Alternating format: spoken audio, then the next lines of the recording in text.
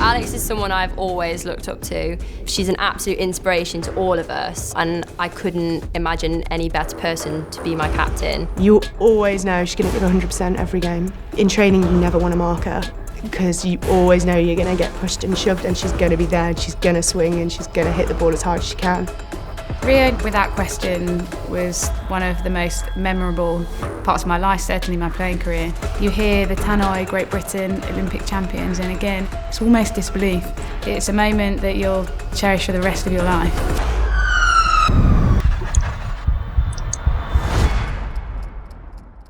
The toughest thing about any head injury is there is no timeline, it's guidelines only. Alex Danson is one of the most decorated hockey players in the world. But in 2018, her life took an unexpected twist after a freak accident which left her with a debilitating injury. I've come to meet Alex to hear her story. After the World Cup, everyone gets a break. What happened? Where did you go and what were you there to do? My boyfriend and I had booked a holiday to Kenya. One evening, we went to a different restaurant for dinner and we were sat on some low seats. Alex was chatting away and he said something very funny. I flung myself forward, I was laughing and I flung my head back. And I cracked the back of my head flush on the concrete wall. And if I'm honest, I knew something wasn't right. And that night I woke up every hour. It's actually the fourth head injury I've had. And I knew that was something I'd experienced before and my kind of heart sank. I was like, no, please, not again. We just didn't know, what was going to happen in the next few weeks. And what did happen? So I came home and I have to say the flight from Kenya was horrendous. The flight attendant saw what was going on and came over to check she was okay, and we sort of just palmed it off on a migraine to make sure we could sort of get on the plane and get home, really. I remember being at the airport, I had my head in my hands, tears were rolling down my cheeks. I was white as a sheet and I just couldn't imagine getting on the plane. It was very much get home and try and get recovered for her to go back into Bisham the following Monday.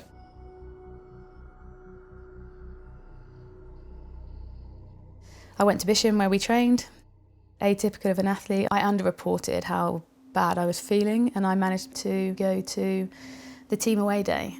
And all I can really remember from here is I went in and I hadn't seen the girls for weeks and I turned to talk to one of my teammates and I lost the ability, I couldn't speak and it terrified me. And all I remember thinking was, don't make a fuss, you'll be fine. And then a few minutes later the session was over and I got outside as quick as I could and I remember being a bit teary but trying not to show anyone, and suddenly, I can just only explain, I felt horrendous. I thought somebody had just hit a nail into my head and my headache was excruciating and I felt incredibly sick. I texted our doctor and I said, I've just been sick, should I take a paracetamol and go to bed? And she called straight away and was like, you need to get in now. And the next thing I know, I'm getting a call from Kate, the doctor, and from her best mate Al, saying we're rushing to hospital now. So it was pretty poorly when she got there, so she went sort of straight through. I had every scan under the sun. There was no bleed detected, but I was not well enough, obviously, to leave, so I was in hospital there for a week. It was one of those things where initially it just slowly got worse. It wasn't like, bang, she's hit her head, she's in hospital. It was, bang, I don't feel that great. I feel really sick. I'm going to the doctors. I've been admitted to hospital. And it's not until that point where you start thinking, all right, this is actually quite serious now. They said it was a mild traumatic brain injury and it could take you several months to recover. I remember looking at the doctor and it was like she had 4 heads. I was like, whatever, you don't know me, I'll be better in 2 weeks. And one thing I probably will never forget is when we left the hospital, my other half, Alex, came, he picked me up, and I remember walking into the corridor. I've never felt so unwell in my life. I felt like I just wanted to get into a ball and everything to disappear. I felt so unwell. It got really bad before I got anywhere near to being able to have a day that resembled any sort of normal life.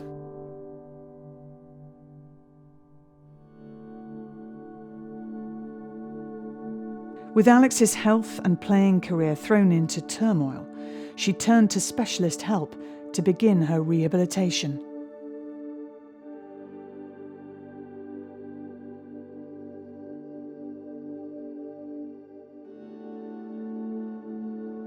The hardest part of this was you don't know when you're going to get better.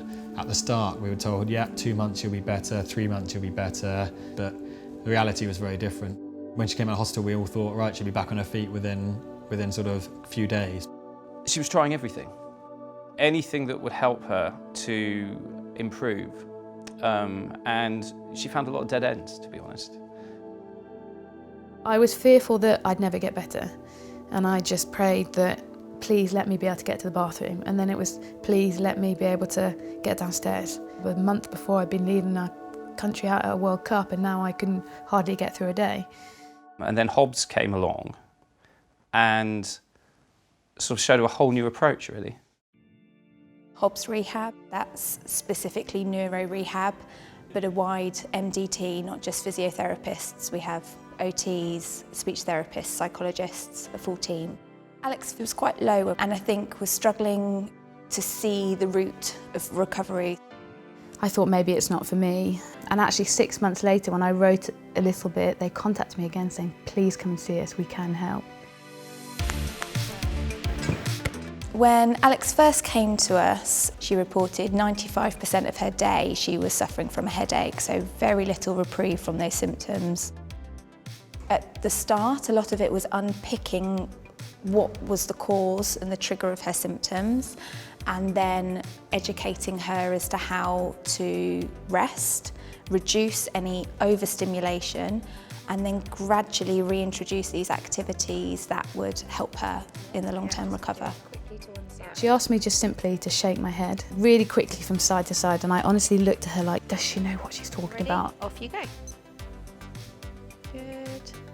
She would try to explain to me some of the things that she was doing on the phone, and I'd be going, okay. To some people, they might even look faintly ridiculous, but to be frank, the improvement has been incredible. Where ours is today is light years away from when she came out of hospital. Keeping your eyes focused on the thumb. With Emma and with Hobbs, had I not gone, I don't know when I would have ever had the confidence to move quicker than a walk. I didn't even think about being able to jog or moving my head, or I wouldn't have had the confidence because you are afraid. Good. She's improving every day and she's running more and more every day, and Emma's given her the programme for it, so even just 2.5 minutes every day or every week makes a big difference. What about Alex? How has he handled this, and how have you as a couple got through it? Try and answer this without crying. He is one of, I'm sorry. He is, I think, the most amazing human being you will ever meet. He has seen me at my worst. He has cared for me at my worst. He has said he loves me more at my worst. And they say you truly learn about a person when the chips are down. When things are wonderful, it's easy. But when things get difficult, you learn about a person, and he became overnight my carer. I wasn't able to liaise with doctors. I wasn't able to hold conversations on the telephone. He did everything for me. My job in that role was just to make sure that the best people that Al has access to are looking after her. And this has brought us much closer together. He's been amazing. It doesn't matter how bad it gets, it doesn't matter how bad she's feeling, he doesn't falter. You just know when things happen, you know the person that you want by your side, and for me that's him. Yeah, he's been a real rock for her. And he's been a real rock for my parents and for the rest of us. So. I hope nobody ever has this, but if they do, we can support one another through it, because we've all learned something.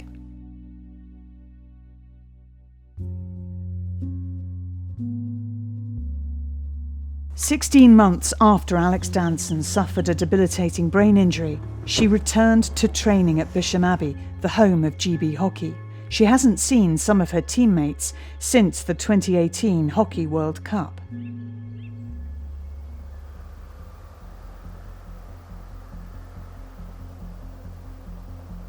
This is significantly the quietest I've ever seen a gym. I'll never ever forget when I won before Rio. The whole team was in here and you couldn't finish until the last person finished. And you know, those are the things that make a team. Those are the moments that every one of our squad member remembers. This is kind of the next phase of my rehab, and it's trying to do more specific movements that will transition me back into hockey better. Alex has had support from Emma from Hobbs Medical, and one of the things we've been working together on is actually reintegrating Alex back into her environment. When you get back in and see the familiarity of the place and obviously the people that you know, that as I say, is about returning to sort of normal activities. So hugely motivating, I know, for Alex to return back into the building and to be seeing her colleagues and friends.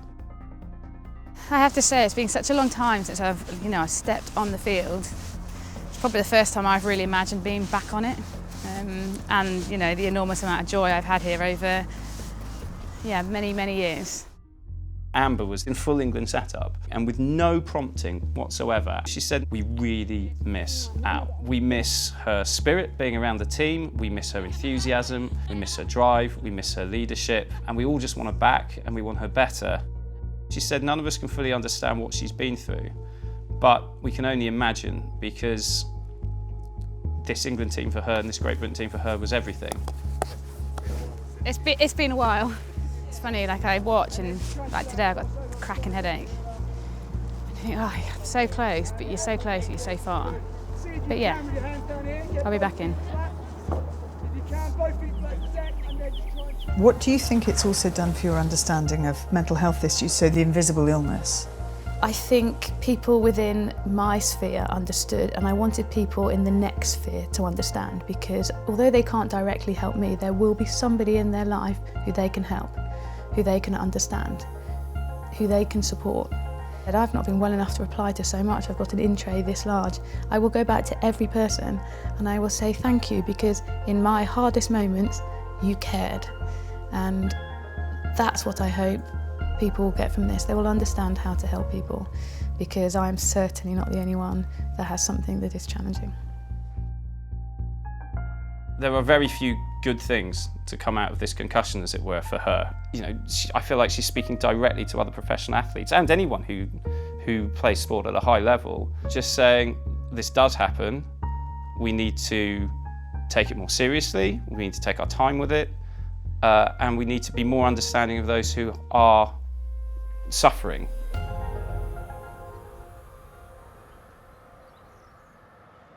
How realistic, or indeed unrealistic, is it to expect you to pull on a shirt again for your country and play hockey?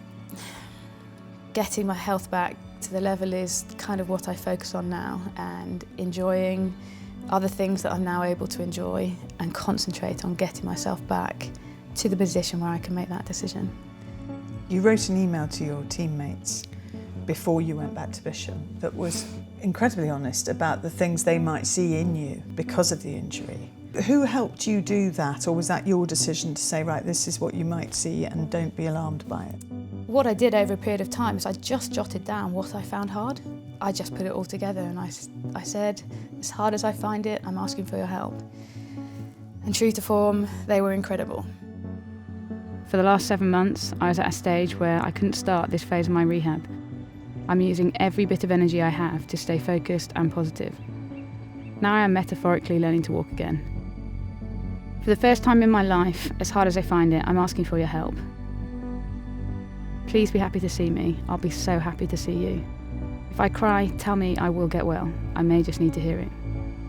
When my headaches are bad, you may notice me pulling my hair. It helps relieve pressure. My rehab looks like nothing we are used to. Although it's different, my goal is still the same as yours. I want to improve.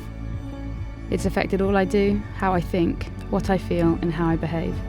It's the steepest mountain I've ever climbed. Sometimes I get to a ridge, only to see I have to go down before I go back up. When I do reach the top, it will be the best view I have ever seen.